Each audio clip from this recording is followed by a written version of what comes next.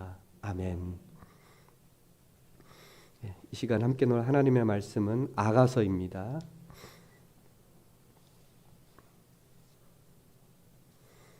아가서 8장 5절에서 7절까지입니다. 우리 함께 읽도록 하겠습니다. 시작. 그의 사랑하는 자를 의지하고 거친 들에서 올라오는 여자가 누가인가? 너로 말미암아 내 어머니가 고생한 곳, 너를 낳은 자가 애쓴 그곳, 사과나무 아래에서 내가 너를 깨웠노라. 너는 나를 도장같이 마음에 품고 도장같이 팔에 두라. 사랑은 죽음같이 강하고 질투는 시올같이 잔인하며 불길같이 일어나니 그 기세가 여호와의 불과 같으니라. 많은 물도 이 사랑을 끄지 못하겠고 홍수라도 삼키지 못하나니 사람이 그의 온 가산을 다 주고 사랑과 바꾸려 할지라도 오히려 멸시를 받으리라. 아멘.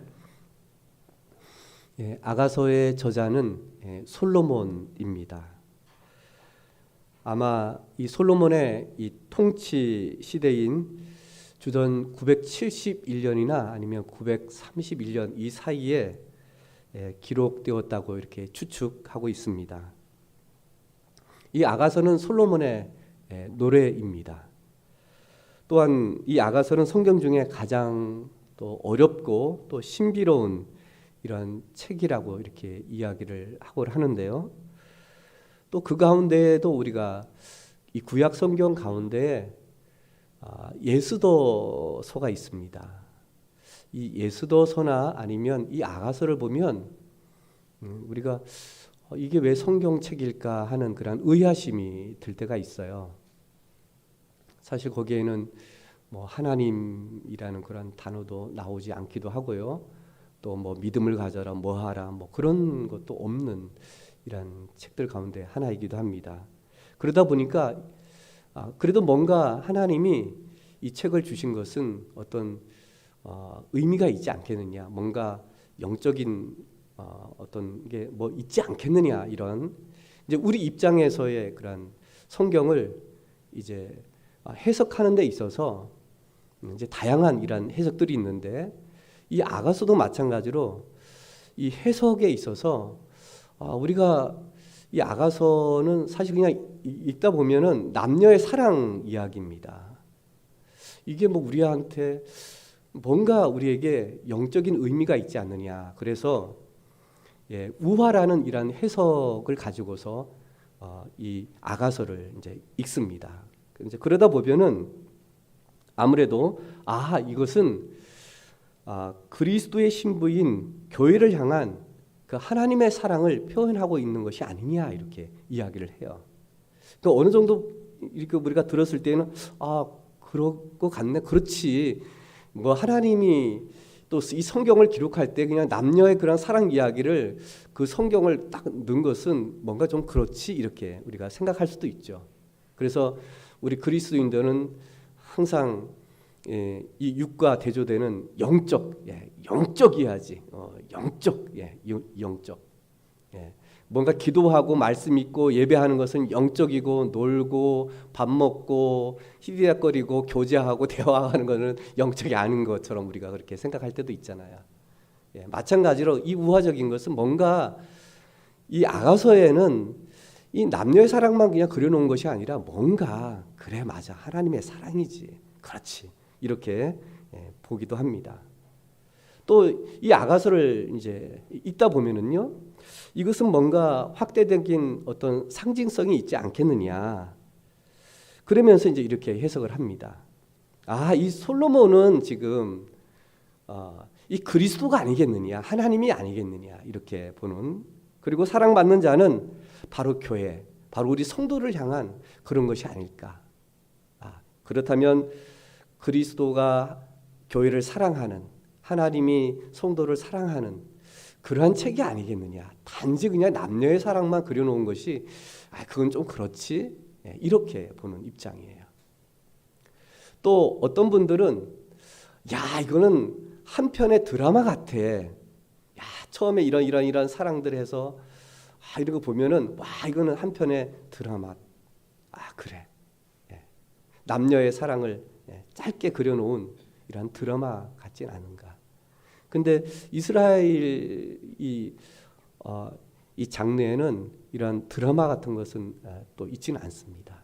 여하튼 우리가 사람마다 다 내가 뭘 읽느냐에 따라서 내가 경험하고 내가 가지고 있는 어떤 틀 이런 걸 가지고서 우리가 해석을 하게 되죠. 그래서 사람마다 다 다른 거죠. 느낌도 다르고 생각도 다 다릅니다. 그것은 각자의 틀이 있는 거예요. 어때요? 각자의 해석 방식이 있는 겁니다. 그것은 나름대로의 경험, 지식 이런 모든 것들이 이제 종합되어져서 나 나름대로 이제 해석의 그런 기준들이 있습니다. 학자들도 그렇고요. 사람마다 그렇습니다. 저도 마찬가지로 그렇습니다. 중요한 것은 이것을 우리가 어떻게 볼 것인가, 어떻게 해석할 것인가 참 중요한 것 같아요. 많은 이제 복음주의 학자들은 이 아가서를 어떻게 이제 보게 되냐면은 여기에서는 뭐 이런 저런 것도 다 할 수 있지만 이것은 하나의 통일성을 가지고 논리적이다. 그러면서 그렇지만 연속성이 있는 서정시로 이렇게 봅니다. 서정시로. 여기에는 구원이 있고요. 또 결혼식이 있고 또 결혼한 이 부부 간의 어떤 성숙함에 이르게 되고 그리고 그 사랑을 그려놓은 그리고 절정에 이르는 이런 막으로 이렇게 내리는 것을 보게 됩니다. 그냥 남녀의 사랑만 그냥 딱 얘기한 것이 아니라 거기는 무엇인가 통일성이 있고 그리고 논리적인 연속성들이 있다는 사실입니다. 그리고 아가서에는 분명한 기록 목적이 있죠. 그것은 사랑입니다. 그리고 그 사랑으로 인한 결혼이 이루어지고 그 결혼의 성숙함을 그려놓고 있습니다. 이것을 어떻게 보면 하나님께서 우리를 창조하시고 그리고 남녀가 결혼하는 한 가정을 이룬 창세기에 분명한 기록이 있고 그리고 오늘 이 아가서는 바로 인간적인 그러한 사랑 그리고 결혼 그리고 그 결혼의 성숙함을 그려놓고 있지는 않은가 싶습니다.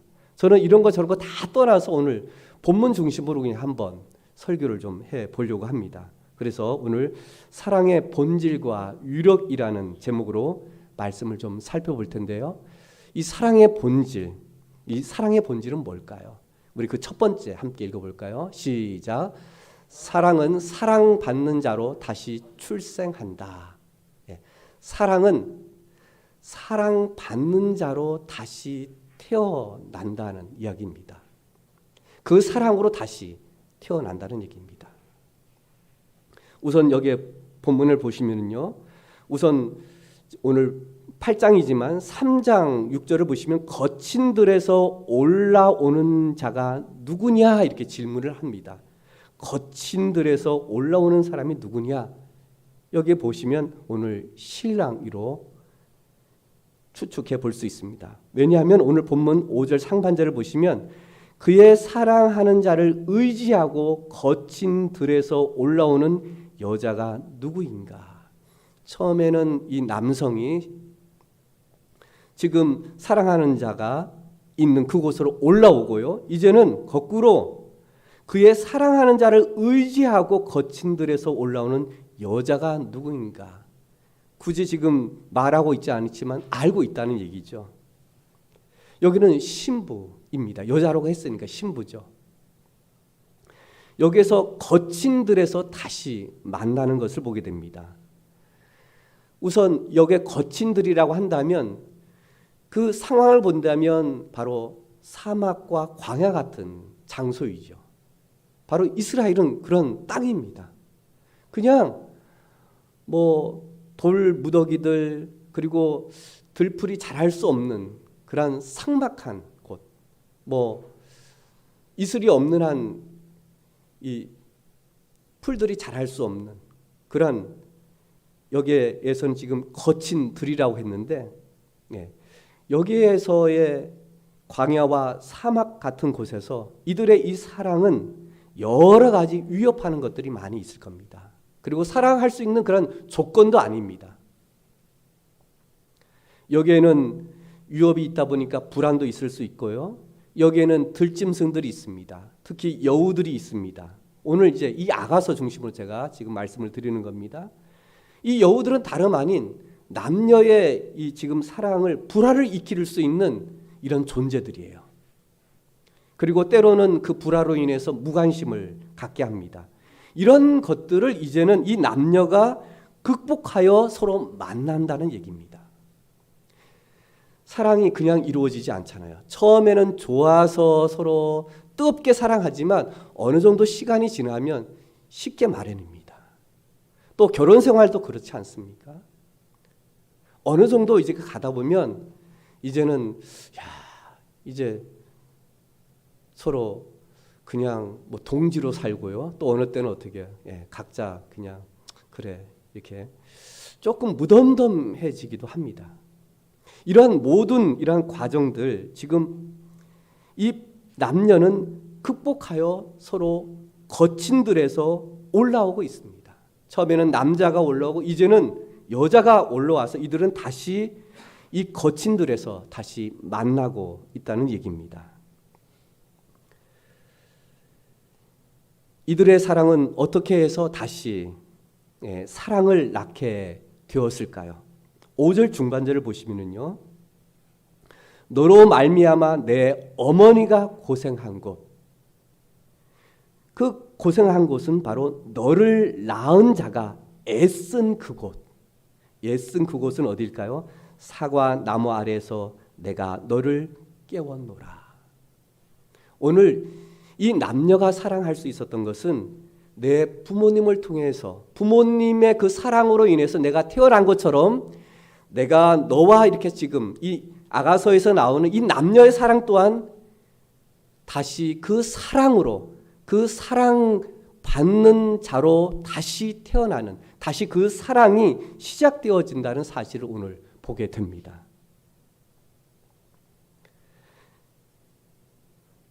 이런 사랑으로 우리가 출생, 다시 이 세상에 부모님의 사랑으로 우리가 태어난 것처럼 그 사랑으로 우리가 또 누군가를 사랑해서 새로운 출발을 하게 된다는 얘기입니다.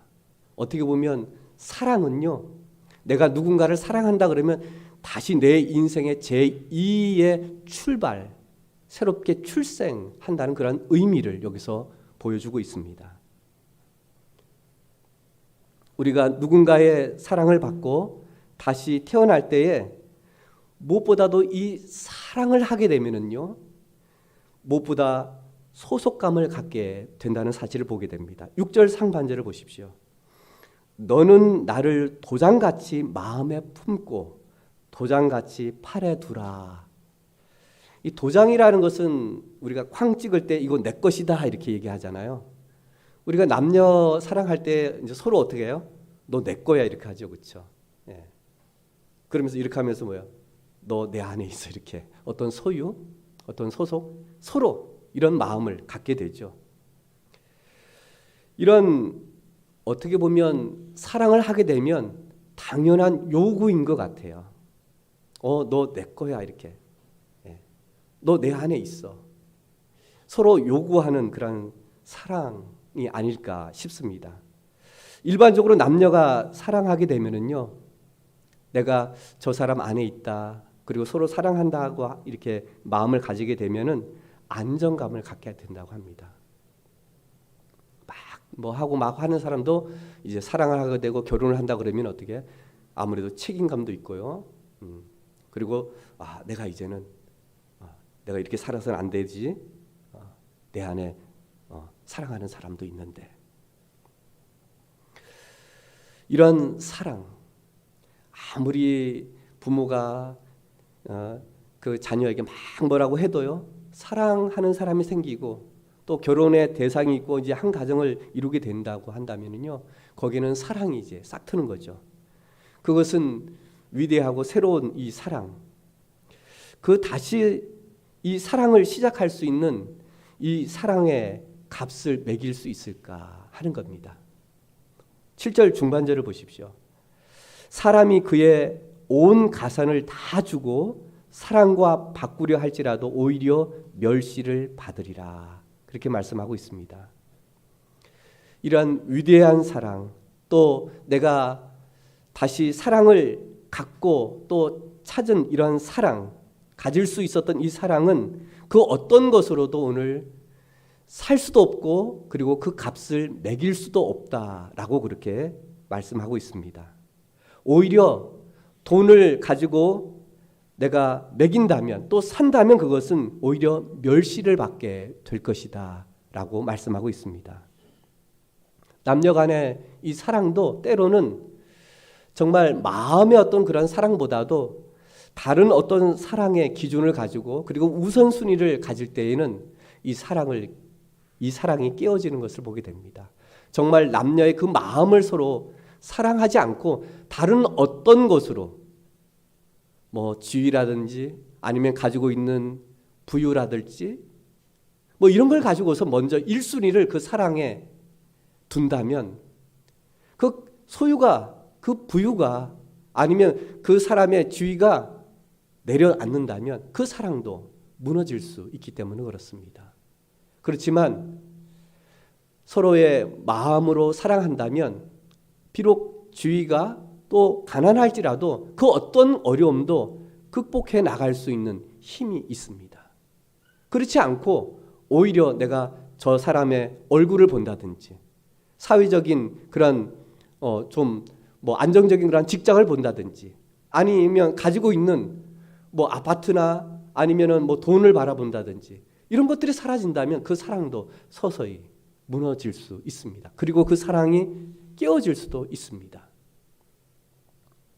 사랑은 돈으로 매기는 것이 아니고 돈으로 그걸 살 수 없다라고 그렇게 말하고 있습니다. 오히려 그렇게 그런 사랑을 가지고 있다면 그것은 오늘 본문에 의하면 그것은 멸시받게 될 것이다.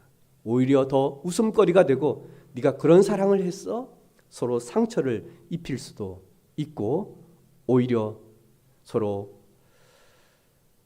마음이 상한 오히려 더 마음을 아프게 하는 그런 사랑일 수도 있음을 보게 됩니다. 그렇다면 우리는 이런 위대한 사랑 그리고 이 다시 태어날 수 있는 이러한 사랑 어떻게 우리가 얻을 수 있을까요? 아니 목사님 뭐 돈으로 살 수 없고 뭐도 할 수 없다는데 이런 사랑 어디에서 얻을 수가 있어요? 그렇지만 여러분과 저는 그 사랑을 얻었어요 이미. 우선은요 나를 낳아주신 어머니와 아버지가 서로 사랑했잖아요. 그 사랑으로 낳았어요 저를요. 이미 우리가 태어날 때 그 사랑을 이미 받은 겁니다. 이미 받았어요. 아니 그 전에 하나님이 우리를 하나님의 형상대로 창조하셨다고 하셨잖아요. 이미 하나님은 그 사랑을 우리에게 부어주셨어요. 그리고 그 사랑으로 우리가 하나님을 사랑하고 또한 하나님이 내 안에 있다는 것, 내가 하나님의 그 소속감 속에 그 안정감 속에 그리고 그 사랑으로 내가 구원받았다는 그 사실을 내가 확신할 수 있는 그 사랑을 이미 우리 하나님이 주셨다는 얘기입니다. 요한일서 4장 16절을 보시면요. 우리 함께 읽어볼까요? 시작. 하나님이 우리를 사랑하시는 사랑을 우리가 알고 믿었노니 하나님은 사랑이시라. 사랑 안에 거하는 자는 하나님 안에 거하고 하나님도 그의 안에 거하시느니라. 아멘. 하나님은 사랑이시라. 사랑의 근원은 하나님이시라는 사실입니다. 그렇기 때문에 우리는 그 하나님의 사랑을 이미 입었어요. 그걸 모른다면 그 하나님을 우리가 영접하고 믿게 되면 그 하나님의 사랑이 다시 새롭게 시작되어질 수 있다는 얘기입니다. 그리고 무엇보다도 사랑 안에 거하는 자는 하나님 안에 거하고 하나님도 그의 안에 거하시느니라. 이렇게 말씀해 주고 있어요. 아, 내가 하나님 안에 있구나. 내가 누군가로부터 사랑을 받을 때에 여러분 안정감을 갖게 됐잖아요. 근데 이것이 잘못된 사랑, 도장을 꽉 찍었어요. 이제는 너 내 거야. 소유권을 가지고 내 마음대로 할 수 있어 이런 사랑이 아니라는 겁니다. 여기에서 사랑은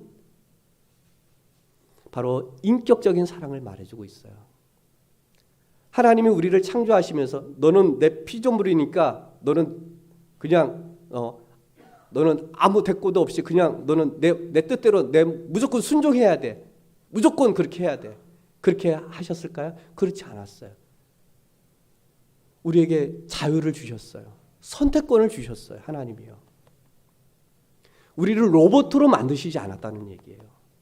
우리를 인격적인 존재로 하나님의 형상대로 만드셨다는 것은 바로 인격적인 존재로, 그리고 오늘 그 하나님의 사랑도 받을 수 있고 그 사랑으로 서로 교제할 수 있는, 나눌 수 있는 그런 선택권, 그런 자유권을 우리에게 주셨어요. 근데 사랑이 잘못되어져서 너는 내 거니까 너는 이렇게 해야 돼 저렇게 해야 돼 구속하고, 이것은 사랑이 아닙니다. 이거는 완전히 뭐 어떤 물건처럼 내가 대하는 그런 사랑은 사랑이 아니에요. 내 뜻대로 내 마음대로 안 되면 막 하는 그것이 어떻게 보면 어느 때는 그걸 사랑이라고 이렇게 착각할 때도 있어요. 우리가요. 내가 다 너를 위해서 막 하는 거야 막 이렇게 하면서 우리가 자녀들에게 그렇게 얘기하잖아요. 뭐 하는 거 다 너를 위해서 다. 예. 그런데 아이들이 맞아요. 엄마 그렇게 그래 내가 이제는 그렇게 해요. 그렇게 생각 안 해요. 아이들이 어떻게 생각하죠? 잔소리로 들려요. 잔소리로. 사랑으로 들려야 되는데 잔소리로 들려요. 우리는 어느 때 내 자녀들을요, 내 마음대로 내가 막 조종하는 대로 됐으면 좋겠어. 안 되면 뭐예요? 화내고 왜 안 해? 막 이렇게 해요. 아이들 이야기는 듣지 않아요. 상대방 이야기 듣지 않아요. 남편, 아내 이야기 듣지 않아요. 하라면 하지 뭐 이렇게. 다 너를 위해서 그런 거지. 사랑해서 그런 거지. 그게 정말 사랑일까요? 그것은 사랑이 아닙니다. 오늘 인격적인 이런 사랑. 오늘 하나님도 사랑 안에 거하는 자는 하나님 안에 거하고 하나님도 그 안에 거하신다라는. 처음에 우리는 사랑으로 참 시작하잖아요. 너무 좋아요. 그렇지만 시간이 흐르면 흐를수록 때로는 불화도 생기고요. 오해도 생기고요. 또 이런저런 일로 마음이 속상해지고요. 또 헤어지고 싶은 그런 마음도 생기고요. 그럴 때가 있습니다. 결혼한 것도 사랑해서 했지만 막상 결혼해 보니까요. 오히려 사랑이 더해져야 되는데 오히려 그렇지 않을 때도 있습니다. 더 식어지고 더 멀어지고 아이고 내가 왜 결혼했을까 후회하는, 왜 이런 마음이 우리에게 생겼을까 하는 거예요.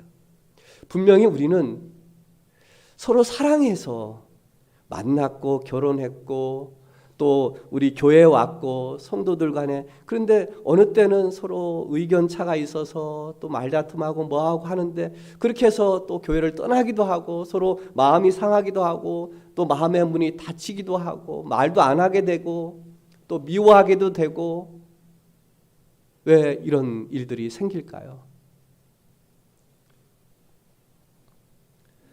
이런 사랑이 다시 회복되어지기 위해서는 우리가 어떻게 해야 할까요?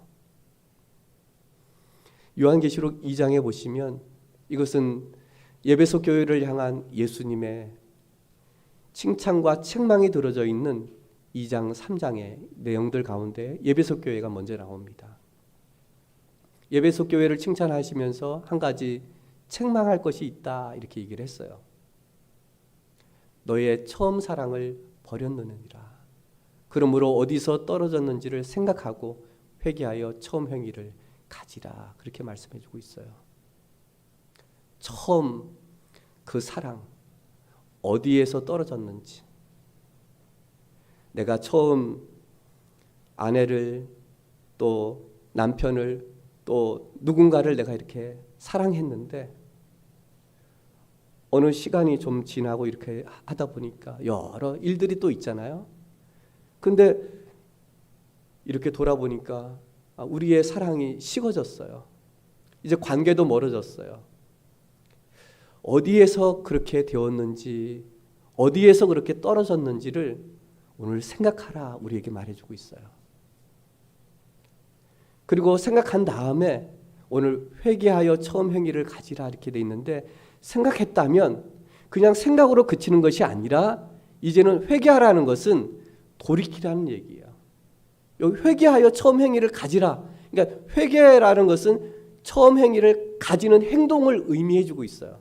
회개는 단지 하나님 회개합니다, 저 이렇게 깨달았습니다, 뉘우칩니다, 이것이 회개가 아니라, 이 회개라는 것은 내가 행동으로 옮기는 거예요. 이게 옮기는 거예요. 이게 내 마음으로, 내 생각으로 가졌던 이것이 행동으로 옮겨지는 것이 회개입니다.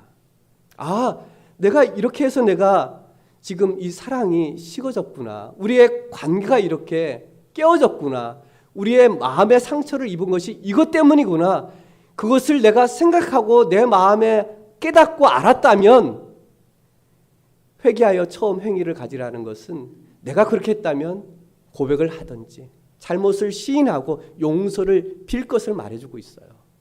그것이 진정한 회개이고, 그 회개로 오늘 우리의 사랑이 회복되어져야 할 것을 말씀해주고 있습니다. 이것이 부부 간에도 그렇고요, 또 동료 간이나 아니면 이웃 간이나 내가 서로 알고 지내는 사람과의 관계도 그러함을 오늘 말해주고 있습니다. 이것을 조금 더 폭넓게 적용한다면 하나님과 나와의 관계도 그렇다는 얘기예요. 내가 하나님을 그렇게 뜨겁게 사랑했는데 어느 때부터인가 내가 점점 멀어져요. 성경 읽는 것도, 기도하는 것도, 주일 예배 드리는 것도 점점 멀어져요.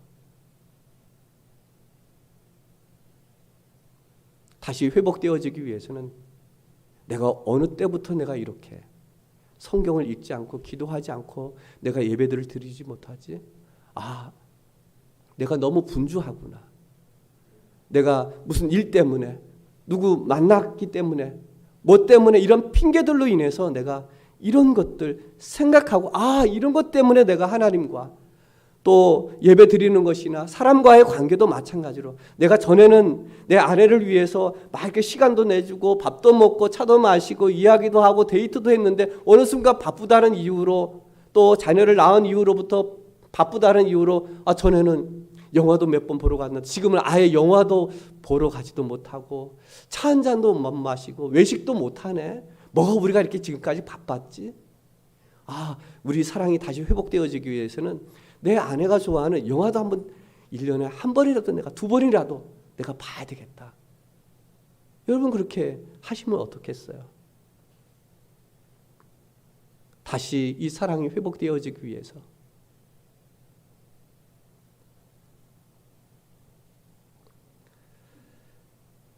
이 사랑의 본질은 사랑받는 자로 다시 출생, 다시 시작되었듯이 오늘 우리는 하나님으로부터, 부모님으로부터 우리는 그 사랑을 받았습니다. 다시 태어나서 또 우리는 그 사랑을 또 누군가에게, 우리는 그 사랑을 지금 나누고 있습니다. 이 사랑의 힘, 이 사랑의 위력은 어떠할까요? 오늘 이 본문을 통해서 보시면 그 두 번째 사랑은, 시작, 사랑은 강렬하다. 6절 중반절, 7절 상반절을 보시면 사랑은 정말 강렬하다라는 사실을 보게 됩니다. 6절 중반절을 보시면 사랑은 죽음같이 강하고 질투는 수월같이 잔인하며, 지금 사랑을 지금 말해주고 있습니다. 불길같이 일어나니 그 기세가 여호와의 불과 같으니라. 지금 약간 부정적인 그런 용어들을 쓰고 있지만 사랑은 이처럼 지금 강하다, 그걸 지금 얘기해주고 있는 거예요. 더 나아가서는요, 7절 상반절을 보십시오. 많은 물도 이 사랑을 끄지 못하겠고 홍수라도 삼키지 못한다. 이 사랑 한번 붙으면, 사랑이 일어나면 그 어떤 것도 막을 수 없다라고 말해주고 있어요. 대부분 여기 계시는 분들은 다 결혼 이렇게 하신 분들로 이렇게 보여지고 있는데요. 또 처음 우리 또 이렇게 사랑할 때에 뭐 짝사랑이든 무슨 사랑이든 보면 어떻습니까? 그 사랑이 아주 그냥 이렇게 눈이 뜨나 이렇게 누나 뭐 하나 보면 그 얼마나 생각이 많이 나요, 그렇죠? 그리고 거기에다가 부모님이 또 마음에 안 든다고 반대하면 또 어떻습니까? 이 사랑은요, 오히려 물을 붓는 것이 아니라 어떻게 해야? 물을 붓는 것이 아니라 오히려 기름을 붓는 격이라고 얘기하잖아요. 더 반대하면 반대할수록 어떻게 해야? 더 붓습니다. 이게 강렬합니다. 아주 뜨거울 때는 그래요. 뜨거울 때 지금 그 사랑을 지금 말해주고 있어요. 어떻게 보면 우리의 사랑의 성숙함이 이런 강렬함이 더해져야 되지 않을까 싶어요. 어떻게 보면 처음 그 사랑은요, 그 사랑은 성숙한 사랑이라기보다도 그냥 우리가 말하는 그냥 본능적인 그런 사랑이 아닐까 싶어요. 저는 그렇게 생각이 되어져. 이걸 다시 제가 좀 얘기한다면 이것은 좀 미성숙한 사랑이 아닐까. 네. 미성숙한 사랑이. 그 사랑은 결혼 이후로부터 계속 더 성숙되어져야 가야 되는 그런 사랑이 아닐까. 그냥 풋사랑이라고 할까요? 그냥 사랑이 사랑인데 그 사랑에 이제 눈을 뜨니까 어떻게 너무 좋은 거죠. 너무 좋은 거죠. 그렇지만 그 사랑이 계속 유지되기 위해서는 여러 가지 극복해야 할 일들이 참 많은 것 같습니다. 처음 서로 좋아하고 사랑했을 때에는 다 이해되고 뭐하고 막 다 하잖아요. 다 좋아요. 다 좋아요. 단점도 좋아요. 근데 결혼해 보니까 어떻게 해요? 그 단점이 정말 어떻게, 내가 왜 저걸 몰랐지? 그러잖아요. 내가 저걸 알았더라면. 그렇지만 성숙한 사랑은요, 내가 처음에 그게 보이지 않았던 그 단점이 장점으로 보여야 되고, 그것 또한 허물로 그 사랑을 덮을 수 있는, 이해할 수 있는, 그것을 그대로 받아들일 수 있는 그것이 사랑이 아닐까 싶어요.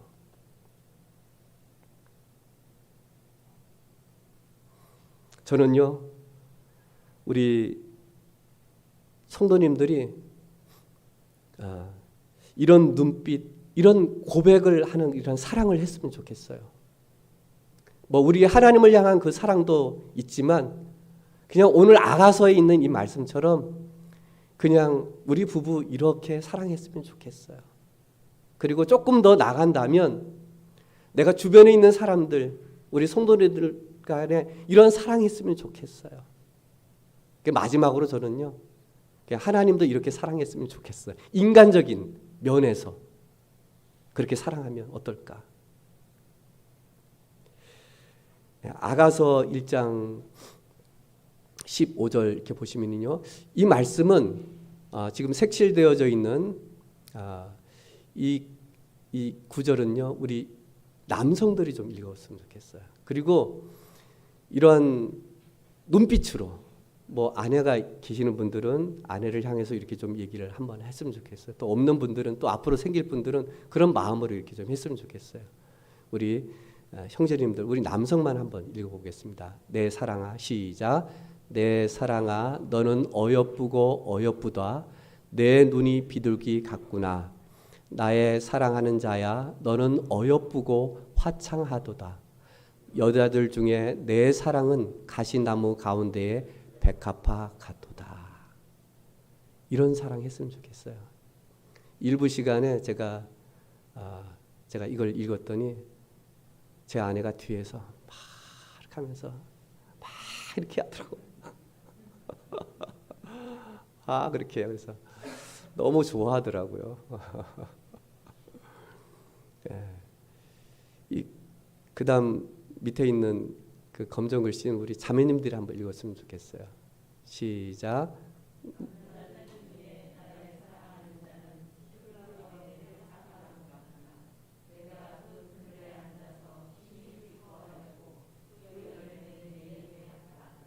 아멘. 저는 가장 마음 있게 와닿는 것이 내가 그 그늘에 앉아서 심히 기뻐하였고 그 열매는 내 입에 달았도다. 남편이 이런 사랑, 그 남성이 다 품어주고 하는 그런 그게 얼마나 정말 행복하고 달콤하고 정말 기쁠까 싶어요. 예, 이렇게 이런 사랑, 이런 사랑 한번 해봤으면 좋겠어요, 서로.